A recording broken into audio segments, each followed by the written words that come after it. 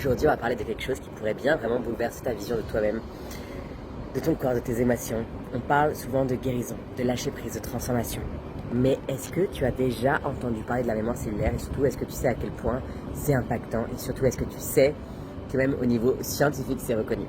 Ce que je vais te dire aujourd'hui, c'est pas seulement basé sur des croyances, mais justement sur des preuves scientifiques solides parce que je veux vraiment que tu comprennes à quel point c'est impactant et que ton mental aussi le comprenne. Ça a un impact énorme sur ton bien-être, ton développement personnel, ta réussite, ta capacité à libérer toutes les mémoires qui te retiennent et qui t'empêchent d'avancer ou de réussir ce que tu souhaites. Ton corps a une mémoire, et une mémoire qui ne ment jamais. Il y a au départ la mémoire cellulaire épigénétique. Alors, peut-être que ce mot, tu es en mode, ça veut dire quoi? En fait, ça a été prouvé par la science que les cellules de ton corps gardent une trace des événements passés. Et pas seulement les tiens, pas seulement ce qu'on a vécu nous-mêmes. Il y a une étude célèbre qui a été réalisée en 2014 par Dias et par Dias, où des souris en fait ont été exposées à un stimuli. Elles ont été exposées à une odeur spécifique, accompagnée d'un choc. D'accord? Après, oui, pauvre petite souris, je suis d'accord, mais là ce n'est pas le propos. Après plusieurs générations, les descendants en fait de ces souris ont eu une réaction de peur chaque fois qu'elles ont senti cette odeur, sans même avoir vécu le choc elles-mêmes. Ça montre vraiment que les traumatismes peuvent être transmis de génération en génération biologiquement. Et ça va vraiment bien au-delà du simple héritage génétique, c'est ce qu'on appelle la transmission épigénétique. Et ça signifie que ce que toi et tes ancêtres, vous avez vécu, des blessures émotionnelles, des traumas, des peurs, des émotions vraiment fortes, peuvent être inscrits dans tes gènes et donc dans tes cellules. Et que ces mémoires ne sont pas effacées avec le temps, elles sont enregistrées dans ton ADN. C'est fou, non? Et c'est pas tout, en fait, les émotions, elles jouent aussi un rôle majeur dans ce processus. Parce que tu connais sans doute cette expression où on dit qu'on somatise, c'est-à-dire que c'est nous-mêmes qui créons nos problèmes.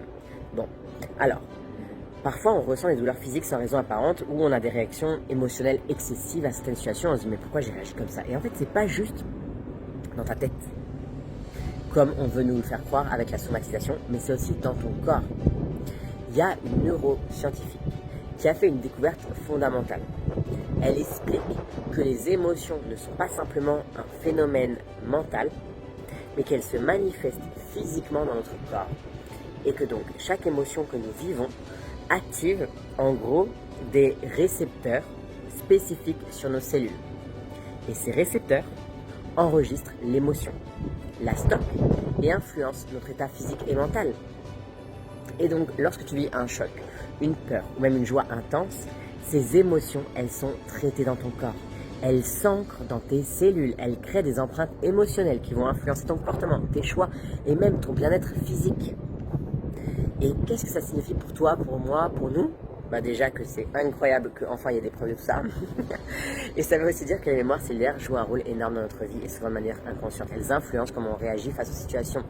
Pourquoi on répète certains schémas émotionnels ou comportementaux et même comment on gère en fait nos relations, nos amours, notre travail, nos santé, l'argent. Et on porte ces mémoires en soi. Mais, la bonne nouvelle, c'est que bien sûr, elles peuvent être libérées. Mais ça demande du travail, ça demande de la compréhension, ça demande des outils adaptés. Et tu ne dois pas seulement travailler sur ton mental, comme on veut nous le faire croire tout le temps avec le coaching ou même avec la psychothérapie, etc.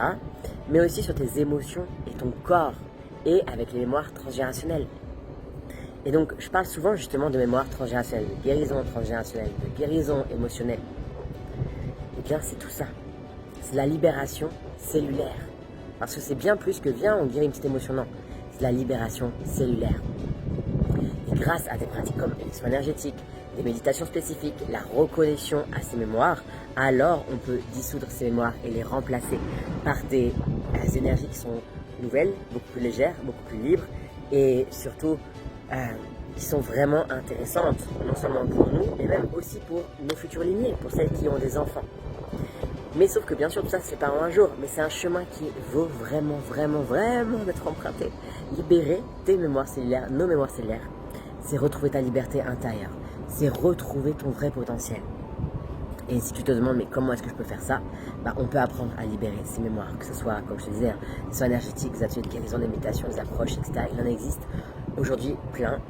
Moi, personnellement, je sais que j'utilise une méthode spécifique que j'apprends à mes clientes qui sont dans l'école des énergéticiennes et avant de leur apprendre, je leur fais expérimenter. C'est cette même méthode que j'utilise avec toutes mes clientes et qui ont des résultats spectaculaires. C'est avec cette méthode que certaines me disent « Waouh, ça fait 15 ans que j'étais en psychothérapie, ça fait 3 ans que j'étais en coaching, là, et je n'avais pas de tant de résultats. » Et donc, tu peux aussi l'apprendre, que tu sois thérapeute, accompagnante ou simplement passionné par l'épanouissement personnel et spirituel, tu peux toi-même comprendre et travailler sa mémoire cellulaire pour transformer des vies, y compris la tienne. Si tu veux rejoindre l'école des énergéticiennes de cœur, c'est vraiment le moment. En mai, la nouvelle session démarre et je prends seulement 10 femmes. Donc si tu sens que c'est pour toi, tu as juste à m'envoyer un message et on fera un entretien pour voir si c'est réellement fait pour toi.